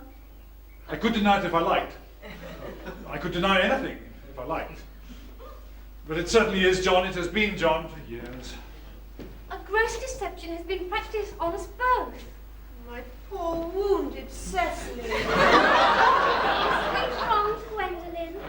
Well, you will call me sister, won't you? There's one question I'd like to be able to put to my guardian. An admirable idea, Mr. Worthing. There is just one question I would like to ask you. Where is your brother Ernest? We are both engaged to be married to your brother Ernest. And so it is a matter of some importance that we know where your brother Ernest is at present. Gwendolen. Cecily, it is very painful for me to be forced to speak the truth. It is the first time in my life I've ever been reduced to such a painful position, and I'm really quite inexperienced in doing anything of the kind. However, I will tell you quite frankly that I have no brother Ernest. I have no brother at all. I never had a brother in my life, and I certainly have not the smallest intention of ever having one in the future. No brother at all? None. You've never had a brother of any kind? Never, not even of any kind. It would seem to me, Cecily, that neither of us is engaged to be married to anyone. It is not a very pleasant position for a young girl suddenly to find herself in, is it? Let us go into the house. They will hardly venture to follow us there. No. Men are so cowardly, aren't they?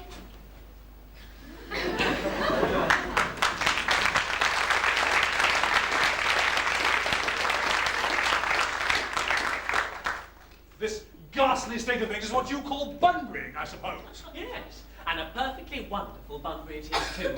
The most wonderful Bunbury of my entire life. Well, you've no right whatsoever to Bunbury here! That is absurd. One has the right to Bunbury wherever one chooses. Every serious Bunburyist knows that. Serious Bunburyist? Good heavens! One has to be serious about something if one wants any amusement in life. I happen to be serious about Bunburying. What you were serious about, I have no idea. About absolutely everything, I should fancy. You have such an absolutely trivial nature. Well, the only small satisfaction I have in the whole of this wretched business is that your friend Bunbury is quite exploded. You won't be able to run down to the country as often as you used to do, dear Algy, and a very good thing too. Your brother is a little off colour, isn't he, Jack? You won't be able to disappear to London quite so often as your wicked custom was, and not a bad thing too. As for your conduct towards Miss Cardew, I must say your taking in such a sweet, simple, innocent girl like that is quite inexcusable, to say nothing of the fact that she is my ward. I can see absolutely no possible defence whatsoever for your deceiving a brilliant, clever, thoroughly experienced young lady like Miss Fairfax, to say nothing of the fact she is my cousin. I wanted to be engaged to Gwendolen, that is all. I love her. Well, I only wanted to be engaged to Cecily. I adore her. There is no chance of your marrying Miss Cardew. Well, I really don't think, Jack, there's much chance of you and Miss Fairfax being united. Well, that is no business of yours. If it was my business, I wouldn't talk about it. It's very vulgar to talk about one's own business. Only people like stockbrokers do that, and then merely at dinner parties. How you can sit there, calmly eating muffins when we are in this horrible trouble, I can't make out. You seem to me to be perfectly heartless. Well, I can't eat muffins in an agitated manner. The butter would probably get on my cuffs. One should always eat muffins quite calmly. It's the only way to eat them. I say it is perfectly heartless you're eating muffins at all, under the circumstances. When I'm in trouble, eating is the only thing that consoles me. In fact, when I'm in really great trouble, as anyone who knows me intimately well will tell you, I refuse everything except food and drink. I am presently eating muffins because I am unhappy. Besides, I'm particularly fond of muffins. Yes, well, that is no reason for you to eat them all in that greedy way. I wish you would have some tea cake. I hate tea cake. Good heavens, I suppose a man may eat his own muffins in his own garden. But you have just said it's perfectly heartless eating muffins. If it was perfectly heartless for you under the circumstances, that is a very different thing. That may be, but the muffins remain the same. Algy, I wish to goodness you would go. You can't send me away without my dinner. It's absurd. No one ever does, apart from vegetarians and people like that. Besides, I've made an arrangement with Dr. Chasuble to be christened at 5:45 under the name of Earnest. My dear fellow, the sooner you give up that nonsense, the better. I made arrangements this morning with Dr. Chasuble to be christened myself at 5:30, and I naturally would take the name of Earnest. Gwendolen would wish it. We can't both be christened Earnest, it's absurd. Besides, I have every right to be christened if I like. There is no evidence at all that I was ever christened by anybody, and I think it extremely probable I never was, and so does Dr. Chasuble. It's entirely different in your case. You have been christened already. Yes, but I haven't been christened in many years. Yes, but you have been christened. That is the important thing. Quite so. So I know my constitution can stand it. I must say, Jack, if you're not sure about your ever having been christened before, it's very dangerous of you to venture on it now. It may make you unwell.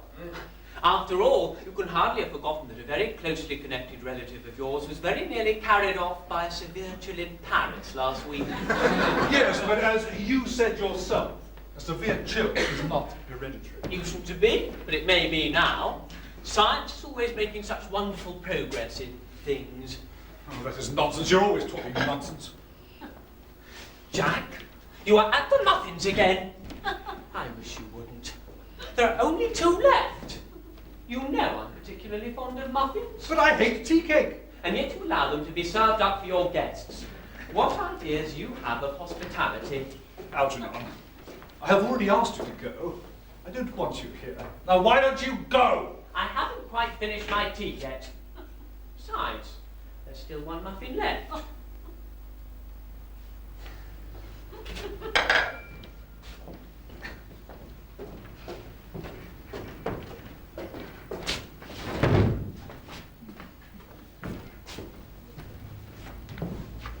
The fact that they didn't follow us into the house, as anyone else would have done, seems to me to show they do have some sense of shame left. They have been eating muffins. That looks like repentance. They don't seem to notice us at all. Couldn't you cough? But I haven't got a cough. They're looking at us. What effrontery. Approaching. That's very forward of them. Let us maintain a dignified silence. Certainly. It's the only thing for us to do now.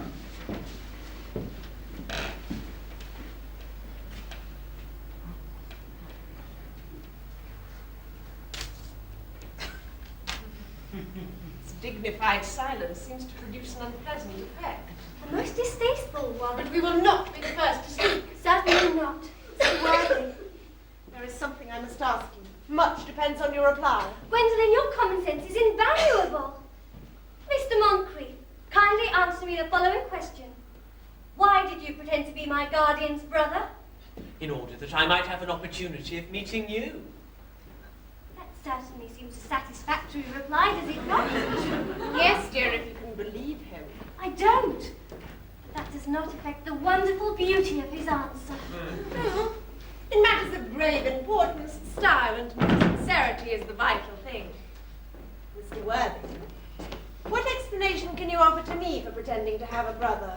Was it in order that you might have an opportunity of coming up to town to see me as often as possible? How could you doubt it, Miss Fairfax? I have the gravest doubts on the subject, and I intend to crush them. This is not the moment for German scepticism. Their explanations appear to be quite satisfactory, do they not? Especially Mr. Worthing's. That seems to me to have the stamp of truth upon it. I more than agree with what Mr. Moncrief said. His voice alone inspires absolute credulity. Then you think we should forgive them? Yes. I mean, no. True. I had forgotten. There are principles at stake one cannot surrender. But who should tell them? Well, the task is hardly a pleasant one. Could we not both speak at the same time? An excellent idea. I nearly always speak at the same time as other people. Will you take the time for me? Certainly. Your Christian names are Still an insuperable barrier. That is all. Our Christian names? Our Is Christian that all? names? Is that all? We're going to be christened this afternoon. This afternoon. For my sake, you're prepared to do this terrible thing? I am. To please me, you were willing to face this fearful ordeal. I am. How absurd to talk of the equality of the sexes. Where questions of self-sacrifice are concerned, men are infinitely beyond us. We are. They have no physical courage of which we women know absolutely nothing. Darling. Darling. Lady Bracknell. Oh, good heavens. Gwendolen, what does this mean? Merely that I am engaged to be married to Mr. Worthing, Mamma. Come here. Sit down. Sit down immediately.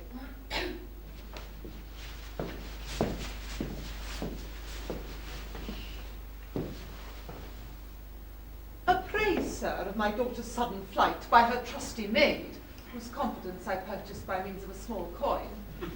I followed her at once by a luggage train. Her unhappy father is, I am glad to say, under the impression that she is attending a more than usually lengthy lecture by the University Extension Scheme on the influence of a permanent income on thought. I do not propose to undeceive him. Indeed, I have never undeceived him on any question. I would consider it wrong. But you will clearly understand that all communication between yourself and my daughter must cease immediately from this moment. On this point, as indeed on all points, I am firm. I am engaged to be married to Gwendolen, Lady Bracknell. You are nothing of the kind, sir. And now, as regards Algernon. Algernon, may I ask if it is in this house that your invalid friend, Mr. Bunbury, resides? Oh, no. Bunbury doesn't live here anymore. Bunbury's somewhere else at present. In fact, Bunbury's dead. Dead? When did Mr. Bunbury die? His death must have been extremely sudden. Oh, I killed him off this afternoon. I mean, Bunbury died this afternoon. Well, what did he die of? Bunbury? He was quite exploded. Exploded? Was he the victim of a revolutionary outrage? I had no idea Mr. Bunbury was interested in social legislation. So he is well punished for his morbidity. No, my dear Augusta, what I meant was that Bunbury was found out. The doctors found out that Bunbury couldn't live, so Bunbury died. He seems to have had great confidence in the opinion of his physician. I am glad he made up his mind, however, to some definite course of action and acted under proper medical advice. Now that we've got rid of this Mr. Bunbury, may I ask Mr. Worthing, who is that young person whose hand my nephew Algernon is now holding in what seems to me a peculiarly unnecessary manner? That lady is Miss Cecily Cardew, my ward. I'm engaged to be married to Cecily, Aunt Augusta. I beg your pardon. Mr. Moncrief and I are engaged to be married, Lady Bracknell. I do not know if there is anything peculiarly exciting about the air in this particular part of Hertfordshire, but the number of engagements that go on seems to me considerably above the proper average that statistics have laid down for our guidance. I think some preliminary inquiry on my part would not be out of place. Mr. Worthing, is Miss Cardew at all connected with any of the larger railway stations? I merely desire information. Until yesterday, I had no idea that there were any families or persons whose origin was a terminus. Miss Cardew is the granddaughter of the late Mr. Thomas Cardew, of 149 Belgrave Square, SW, Gervais Park, Dorking, Surrey, and the Sporran, Fifeshire, NB. That sounds not unsatisfactory. 3 addresses always inspire confidence, even in tradesmen. But what proof do I have of their authenticity? I have carefully preserved the court guides of the period, Lady Bracknell. They are open to your inspection. Ah, I've no grave errors in that publication. Miss Cardew's family solicitors are Messrs. Markby, and Markby. Markby. A firm of the very highest position in their profession. Indeed, I'm told that one of the Mr. Markbys is occasionally to be seen at dinner parties. So far, I am satisfied. How extremely kind of you, Lady Bracknell. I have also in my possession, you will be pleased to hear, certificates of Miss Cardew's birth, baptism, whooping cough, registration, vaccination, confirmation, and the measles. Oh, both the German and the English variety. Ah, a life crowded with incident, I see. Though perhaps somewhat too exciting for a young girl, I myself am not in favour of premature experiences. Come, Gwendolen, the time approaches for our departure. We have not a moment to lose. As a matter of form, Mr. Worthing, I had better ask you if Miss Cardew has any little fortune. Oh, about £130,000 in the funds, that is all. Goodbye, Lady Bracknell. So pleased to have seen you. A moment, Mr. Worthing. £130,000.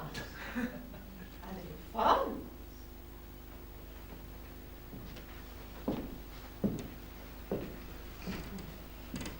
Miss Cardew seems the most attractive young lady now that I come to know. Few girls of the present day have any really solid qualities. Any of the qualities that last and improve with time. We live, I regret to say, in an age of surfaces. Come in here, dear. Pretty child. Your dress is sadly simple and your hair seems almost as nature might have left it. Oh, but we can soon alter all that. A thoroughly experienced French maid produces a really marvellous result in a very short space of time. I remember recommending one to young Lady Lancing, and after 3 months her own husband did not know her. After 6 months, nobody knew her. Is it right, sweet child? No, the side view is what I want. Yes, quite as I expected. There are distinct social possibilities in your profile. The 2 weak points in our age are its want of principle and its want of profile. The chin a little higher, dear. Style very largely depends on the way the chin is worn. They're worn very high just at present. Algernon? Yes, Aunt Augusta? There are distinct social possibilities in Miss Cardew's profile. Cecily is the sweetest, dearest, prettiest girl in all the world, and I don't care tuppence about social possibilities. Never speak disrespectfully of society, Algernon. Only people who can't get into it do that. Dear child. Of course you know that Algernon has nothing but his debts to depend on, but I do not approve of mercenary marriages. When I met Lord Bracknell, I had no fortune of any kind, but I never dreamed for a moment of allowing that to stand in my way. Well, I suppose I must give my consent. Thank you, Aunt Augusta. Cecily, you may kiss me. Thank you, Lady Bracknell. You may also address me as Aunt Augusta for the future. Thank you, Aunt Augusta. The marriage, I think, had better take place quite soon. Thank you, Aunt Augusta. Thank you, Aunt Augusta. To speak frankly, I am not in favour of long engagements. They give people the opportunity of finding out each other's characters before marriage, which I think is never advisable. I beg your pardon for interrupting you, Lady Bracknell, but this engagement is quite out of the question.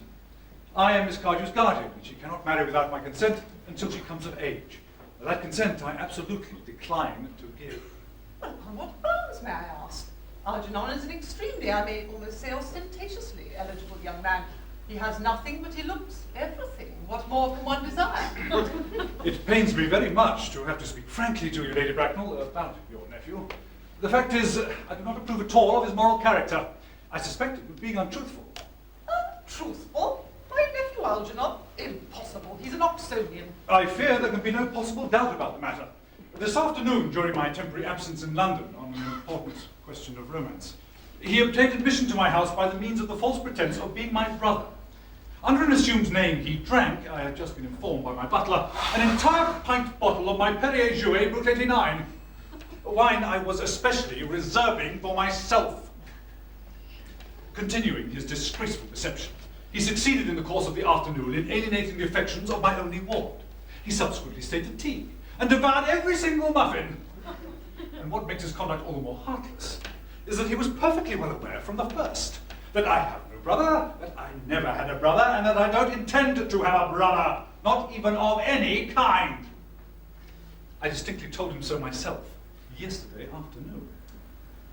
Mr. Worthing, after careful consideration, I have decided entirely to overlook my nephew's conduct towards you. That is very generous of you, Lady Bracknell. And my own decision, however, is unalterable. I decline to give my consent. Come over here, sweet child. How old are you, dear? Well, I'm really only 18, but I always admit to 20 when I go to evening parties. You are quite right in making some slight alteration. Indeed, no woman should ever be quite accurate about her age. It looks so calculating. 18, but admitting to 20 at evening parties. Well, it will not be very long before you're of age and free from the restraints of tutelage. So I don't think your guardian's consent is, after all, a matter of any great importance. Pray excuse me for interrupting you again, Lady Bracknell, but I think it only fair to tell you that according to the terms of her grandfather's will, Miss Cardew does not legally come of age till she is 35. That does not seem to me to be a very grave objection. 35 is a very attractive age. London society is full of women of the very highest birth who have of their own free choice remained 35 for years. Lady Dumbledon is an instance in point. To my own knowledge, she has remained 35 ever since she arrived at the age of 40, which was many years ago now.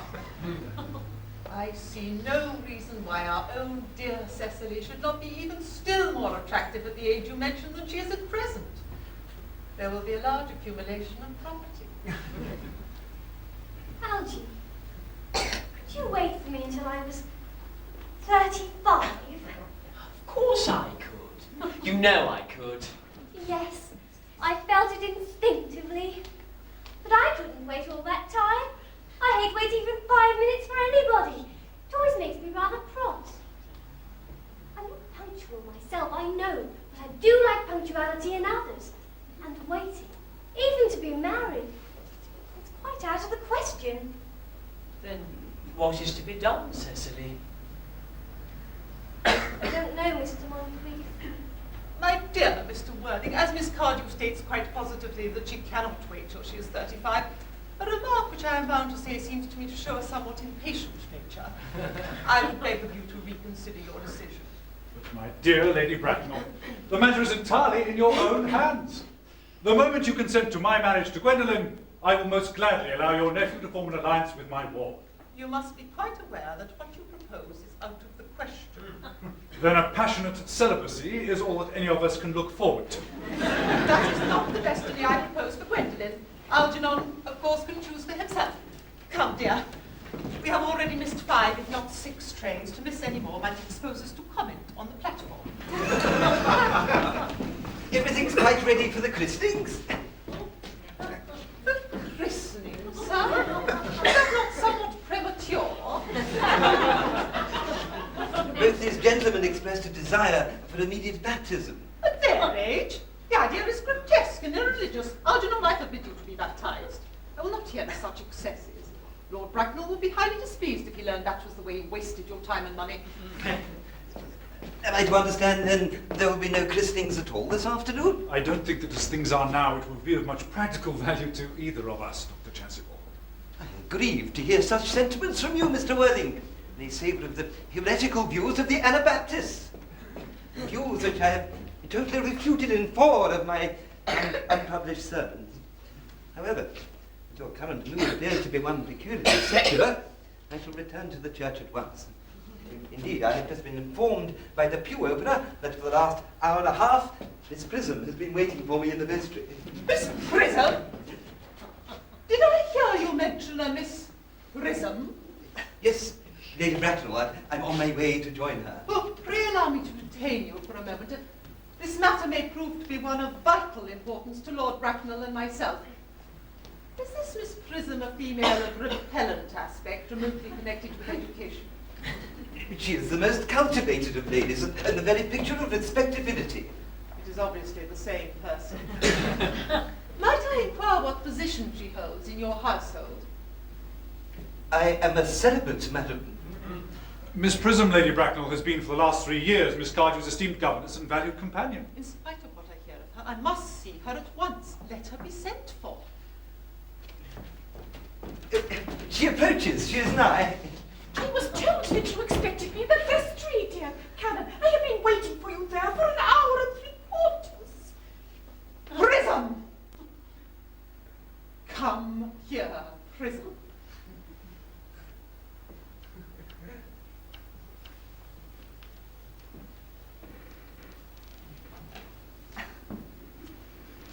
Prism! Where is that baby? 28 years ago, Prism, you left Lord Bracknell's house, number 104, Upper Grosvenor Street, in charge of a perambulator that contained a baby of the male sex. You never returned. A few weeks later, through the elaborate investigations of the Metropolitan Police, the perambulator was discovered at midnight, standing by itself in a remote corner of Bayswater. It contained the manuscript of a 3-volume novel of more than usually revolting sentimentality. But the baby was not there. Prism, where is that baby? Lady Bracknell, I admit with shame that I do not know. I only wish I did. The plain facts of the case are these. On the morning of the day you mention, a day that is forever branded in my memory, I prepared as usual to take the baby out in its perambulator. I had also with me a somewhat old but capacious handbag, in which I had intended to place the manuscript of a work of fiction I had written during my few unoccupied hours. In a moment of mental abstraction for which I could never forgive myself, I deposited the manuscript in the bassinet and placed the baby in the handbag. But where did you deposit the handbag? Oh, do not ask me, Mr. Worthing. Miss Prism, this is a matter of no small importance to me. I insist on knowing where you deposited the handbag that contained that infant. In the cloakroom of one of the larger railway stations in London. What railway station? Victoria! Brighton Line! I must retire to my room for a moment. Gwendolyn, wait here for me. You're not too long. I'll wait here for you all my life.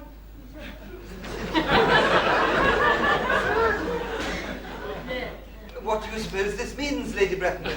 I dare not even suspect, Dr. Chasuble. I need hardly tell you that in families of high position, strange coincidences are not supposed to occur. They are hardly considered a thing. Uncle Jack seems strangely agitated. Your guardian has a very emotional nature. Sounds as if we were having an argument. I dislike arguments of any kind. They're always vulgar and often convincing. It has stopped now. I wish he would arrive at some conclusion. Suspense is terrible. I hope it'll last. Is this the handbag, Miss Prism? Examine it carefully before you answer. The happiness of more than one life depends on your answer. It seems to be mine. Yes, here is the injury it received through the upsetting of a Gower Street omnibus in younger and happier days. Here is the stain on the lining caused by the explosion of a temperance beverage. An incident that occurred at Leamington. And here on the lock are my initials. I had forgotten that in an extravagant mood I had them placed there. Oh yes, the bag is undoubtedly mine.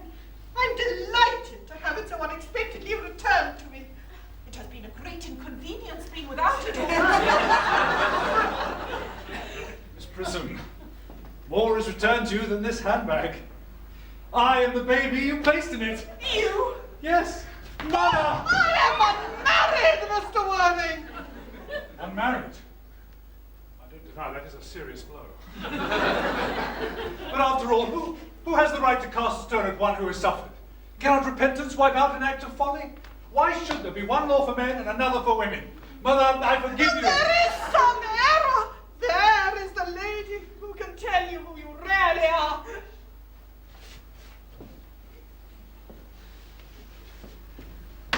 Lady Bracknell, I hate to seem inquisitive. Would you kindly inform me who I am? Well, I'm afraid the news I have to give you will not altogether please you. You are the son of my poor sister, Mrs. Moncrief, and consequently, Algernon's elder brother. Algy's elder brother? Then I have a brother after all. I knew I had a brother. I always said I had a brother. Cecily, how could you have ever doubted that I had a brother? Dr. Chasuble, my unfortunate brother. Miss Prism, my unfortunate brother. Gwendolen, my unfortunate brother. Algy, you young scoundrel. You'll have to treat me with more respect in future. You've never behaved like a brother to me in all your life. Well, not until today, old boy, I admit. I did my best, however, though I was a little out of practice. My own one. But what own are you? Well, what's your Christian name? Now you're someone else. Good heavens, I'd quite forgotten that point. Your decision on the subject of my name is irrevocable, I suppose. I never change, except in my affection. What a noble nature you have, Gwendolen. Then the question had better be cleared up at once. Aunt Augusta. A moment. At the time that Miss Prism left me in the handbag, had I been christened already? Every luxury that money could buy, including christening, had been lavished on you by your fond and doting parents. Then I was christened. That is settled. Now, what name was I given? Let me know the worst. Being the eldest son, you were naturally christened after your father. Yes. But what was my father's Christian name? I cannot at the present moment recall what the General's Christian name was, but I've no doubt he had one. He was eccentric, I admit, but only in later years, and that was a result of the Indian climate and marriage and indigestion and other things of that sort. Algy, can you not recollect what our father's Christian name was? We were never on speaking terms, old boy. He died before I was a year old. His name would appear in the army list of the period, I suppose, Aunt Augusta. Well, the General was essentially a man of peace, except in his domestic life, but I dare say his name would appear in any military directory. Well, the army lists for the last 40 years are here. These delightful records should have been my constant study. M. Generals. Mallam, Maxbom, Magley, what ghastly names they have. Markby, Migsby, Mobbs, Moncrief, Lieutenant 1840, Captain, Lieutenant Colonel, Colonel, General 1869, Christian names. Aha! Earnest John. I always told you, Gwendolen, that my name was Earnest, didn't I? Well, it is Earnest after all. I mean, it naturally is Earnest. Yes, I remember now the General was called Earnest. I knew I had some particular reason for disliking the name. Ernest. My own Ernest. I felt from the first you could have no other name.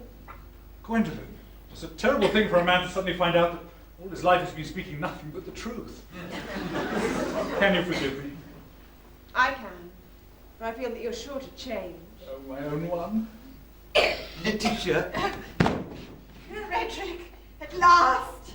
Cecily, at last! Gwendolen, at last.